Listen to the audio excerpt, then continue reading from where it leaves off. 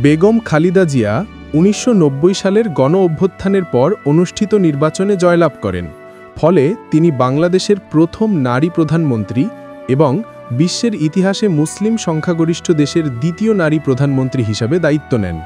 প্রধানমন্ত্রী হিসেবে তার প্রথম মেয়াদে বাংলাদেশের সামষ্টিক অর্থনীতি স্থিতিশীলতা ফিরে পায়।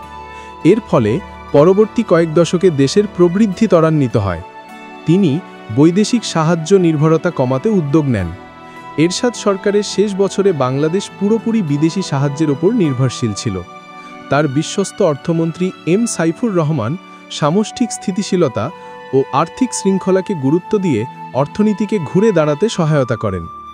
বেগম জিয়ার অধীনে ভ্যাট প্রবর্তন এবং রাজস্ব আহরণ বৃদ্ধি পেলে বাংলাদেশ ধীরে ধীরে সাহায্য নির্ভরতা থেকে বেরিয়ে আসতে থাকে। তার প্রথম মেয়াদে বাংলাদেশের জিডিপি গড়ে বছরে ৪.৫% হারে বৃদ্ধি পায়। এরশাদ আমলে এই হার ছিল ৩.৬%।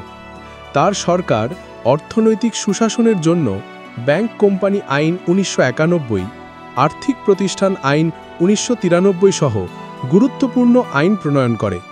প্রাইভেটাইজেশন বোর্ড এবং সিকিউরিটিজ অ্যান্ড এক্সচেঞ্জ কমিশন প্রতিষ্ঠার মাধ্যমে বিনিয়োগকারীদের আস্থা পুনরুদ্ধার সম্ভব হয়।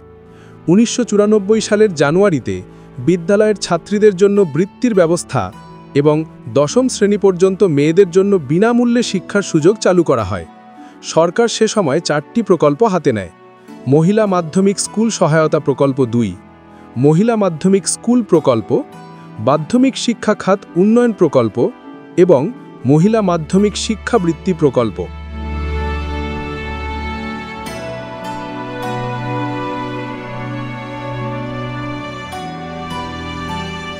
১৯৯৩ সাল থেকে শিক্ষার বিনিময়ে খাদ্য কর্মসূচি চালু করা হয়, যা ১৯৯৬ সালের মধ্যে ১২৫৫টি ইউনিয়নে সম্প্রসারিত হয়। ২০০১ সালে বিশ্ব খাদ্য কর্মসূচির সহায়তায় দেশের সর্বত্র প্রাথমিক শিক্ষার্থীদের খাদ্য সহায়তা নিশ্চিত করা হয়। ১৯৯১ সালে তার দায়িত্ব গ্রহণের সময় স্কুলে ছেলে ও মেয়েদের অনুপাত ছিল ৫৫ থেকে ৪৫। ১৯৯৬ সালে তা দাঁড়ায় ৫২ থেকে ৪৮।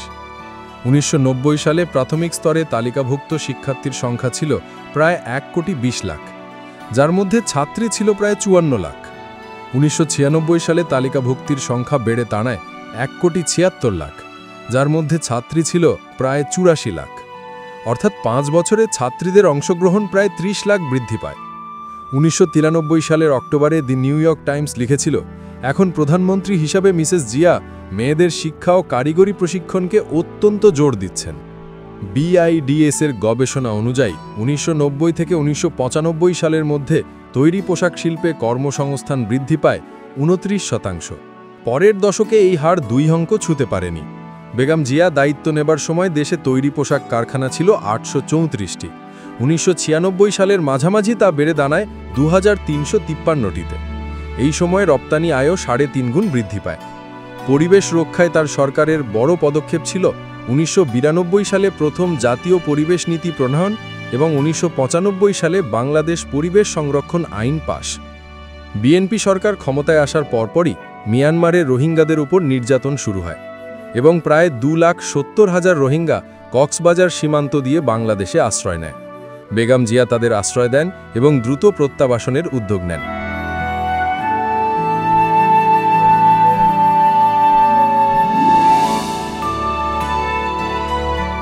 বাংলাদেশ বিষয়টিকে আন্তর্জাতিক সমস্যার রূপ দিয়ে জাতিসংঘে উত্থাপন করে। ১৯৯২ সালের মার্চে যুক্তরাষ্ট্র সফরকালে তিনি হোয়াইট হাউসে প্রেসিডেন্ট বুশকে মিয়ানমারের ওপর চাপ তৈরির আহ্বান জানান। পরবর্তী সময়ে জাতিসংঘের হাই কমিশনার এবং মিয়ানমার সরকারের মধ্যে চুক্তি হয় এবং ২,২৯,৪৮৩ জন রোহিঙ্গাকে ফিরিয়ে নেয় মিয়ানমার। ১৯৯১ সালে ভয়াবহ ঘূর্ণিঝড় গোর্কি আঘাত হানলে খালেদা জিয়ার সরকার ক্ষমতায় ছিল মাত্র ২ মাস। সে সময় দেশের দুর্যোগ ব্যবস্থাপনা ব্যবস্থা ছিল দুর্বল। ঘূর্ণিঝড়ের পর তিনি নিজে উপকূলে গিয়ে উদ্ধার কাজ তদারকি করেন। তার আহ্বানে যুক্তরাষ্ট্র, যুক্তরাজ্য, চীন, ভারত, পাকিস্তান ও জাপানের সেনা সদস্যরা অপারেশন সি অ্যাঞ্জেল নামে ঐতিহাসিক মানবিক ত্রাণ তৎপরতায় অংশ নেয়।